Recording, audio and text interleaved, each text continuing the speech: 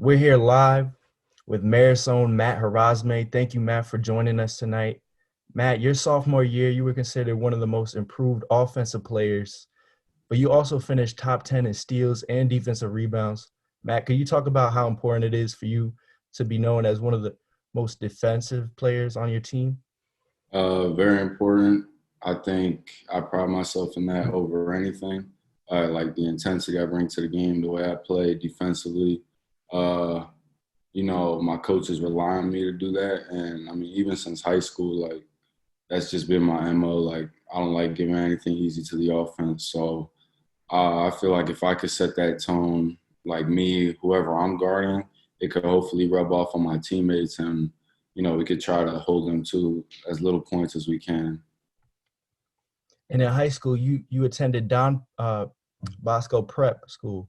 Could you talk about how much of that has really prepared you for your college career, considering Uh, yeah, a lot. I think the biggest thing I learned going there was like nothing is given to you. You got to compete to earn your spot.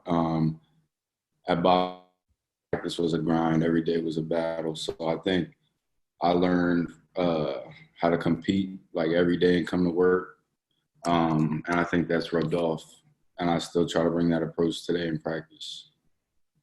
we kind of saw that mindset this season with you along with your players this year, and you guys had a great run. But unfortunately, you guys came up just short in the playoffs.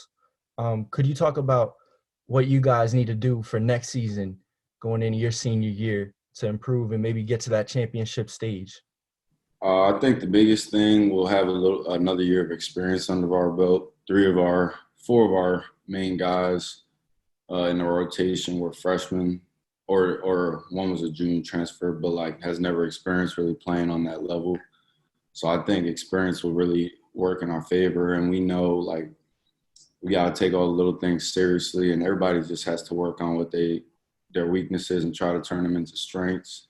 And I think we come with that mindset, we'll be good for next year. And now that we kind of know what type of player you are on the court, could you talk about a little bit what you're like off the court, some of your interests?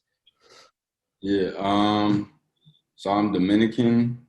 Uh, I'm a second generation. My grandparents were born in Dominican Republic. So I actually played for the national team before I came to college. So that's a fun fact.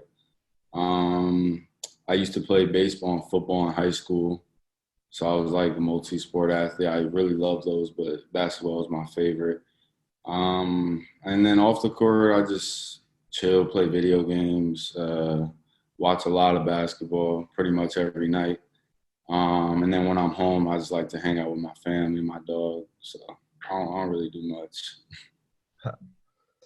And growing up, what NBA players did you look up to the most? Uh, Definitely Kobe Bryant, rest in peace. But yeah, I grew up. My dad was like a Lakers fan, so even though we're from the East Coast, while he was growing up, like they were the team that was winning. So I kind of just followed suit, and Kobe was their best player. So I always liked him, and he'll forever be my favorite player. Yeah, rest in peace to Kobe. And you mentioned previously that you played a part of the national team for the Dominican Republic. Could you talk a little bit about the difference in competition level at Marist and playing for the national team? Some players, where this was going into my freshman year, so summer before my freshman year here.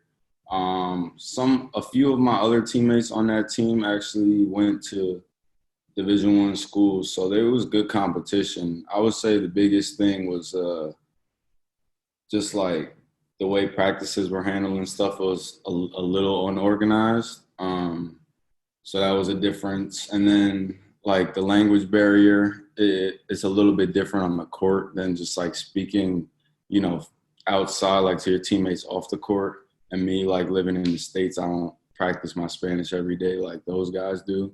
So that was a little adjustment for me, but it was a great experience. I love to do it again. And you talked about the language barrier and how difficult that can be, as well as academics. I've had the opportunity to be in a couple classes with you. Can you talk about how difficult it is to be on top of your D1 sports life and academics at Marist? Yeah, the biggest thing, I mean, you hear from all student athletes is time management. So you gotta try not to procrastinate, and you know, you're here to you gotta get a degree first, and then focus on your sport. So finding the time to balance it, whether like you gotta work out in the morning so you can study at night, or vice versa.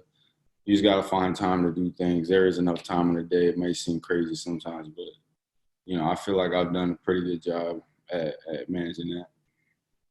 We appreciate it, Matt, giving us that inspiration. There's enough time in the day to get done what needs to be done. So we appreciate it, Matt, for joining us live Zoom meeting. You have a good one, Matt. All right, thanks, man. I appreciate it.